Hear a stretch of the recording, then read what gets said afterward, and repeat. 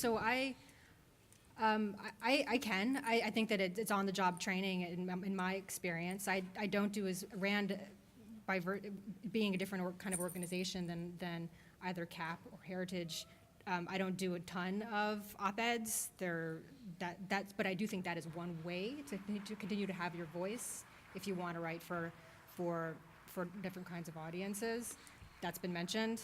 But I do think that maybe being open to learning new kinds of formats, and op-ed would be an example, but in Pentagon, we do a lot of PowerPoint. So learning how to communicate and I don't mean this to be a joke, but I mean, what's my first experience, I was used to writing history papers. I was given a task, I wrote a long paper, lots of footnotes, pleased with it, and my supervisor said, I want 5 bullet points, one slide. And I mean, it's an adjustment to not only learn how to do that, but also to take that seriously as something that's valuable. Not saying like, well, this is, useless. These sort of 5 simplistic bullet points. All this stuff is important. But I think it's respecting that other audiences are going to need to consume information in different ways, and that is an intellectual project for you to learn how to do that and to take seriously the concerns, as Phil mentioned, that you're often talking to people who are very busy and you're trying to communicate one thing. So I would just sort of be open to it. I think that coming into it with one way of one product that academics produce, there can be a sort of reluctance or even sort of arrogance about that being the best way. And I think respecting that other kinds of readers have different needs is a great first place to start.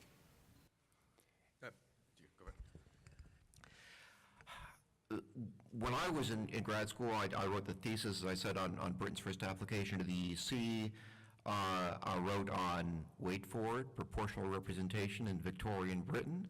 I wrote about sort of the 19th century history of the Olympic Games. There were a couple of other projects in there.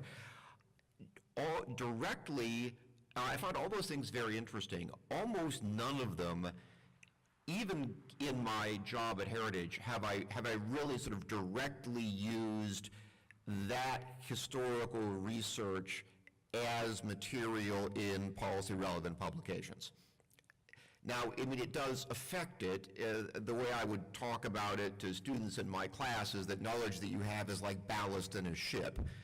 You don't see it, but if you don't have it, the ship tips over. So it's useful to have there sort of in the background, and obviously it shapes the way you think about policy work in the case of Anglo-American relations and things British. Writing a bi-weekly op-ed column, you got to come up with a new topic every 2 weeks, and hey, you know what, there's Winter Olympics coming up, so guess what I'm going to be writing on? So that Olympic Games stuff, is going to be relevant. I'm going to pull out and recycle some of that stuff that I was teaching 15 years ago. So, it is all sort of grist for the mill to a certain extent, but I really don't think about trying to use anything that I have written academically, and I'm still writing the occasional, really hardcore academic article, but I don't think of those as material that I can then use and directly pull out into what I'm working on for my day job, because it just is, it's a different kind of material for a different kind of audience, and it informs and it structures and it helps with the writing I do every day. But you would be hard-pressed to find almost anything that sort of directly, sentence for sentence or source for source, or to a considerable extent, maybe even idea for idea, really translates directly into what I work on day to day. Yeah, and I think the only thing I would add is that there is something freeing about being able to talk to people in multiple fields. I can call academics in any discipline on a question that I'm interested in, as well as the advocates who work on that subject. And there is something, I think, expansive about thinking about it in that way, that I'm not just thinking about who are the historians that have written on this, what is the scholarly lineage in this one field, but a much broader way of thinking about scholarship.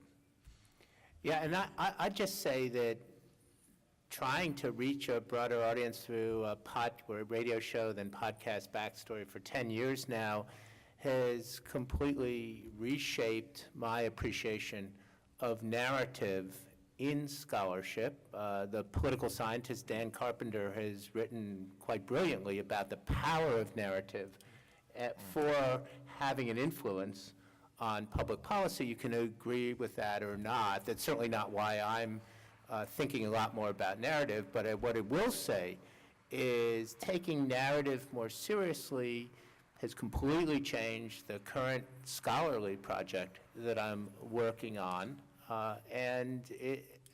Much to my surprise, I'm having all kinds of scholarly insights as a result of trying to just write a narrative and not engage with the historiography. And I'm working as hard as I can to not return to putting that historiography in, because I just don't think words like pro-administrative fit neatly into narrative.